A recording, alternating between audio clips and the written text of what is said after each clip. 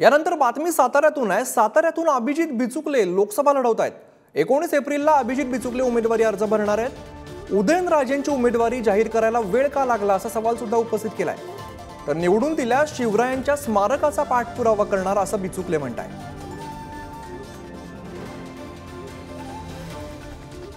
मतदार राजा आता जागृत व्हायला पाहिजे या ठिकाणी, आणि मतदार राजाच्या हातात असल्यामुळे मी एकच गोष्ट सांगतो, 19 तारखेला मी अर्ज भरणारच। अशा परिस्थितीमध्ये वैचारिक वारस म्हणून शिवछत्रपतींचा सर्व जनतेने माझ्या पाठीशी येण्याचं धाडस केलं पाहिजे।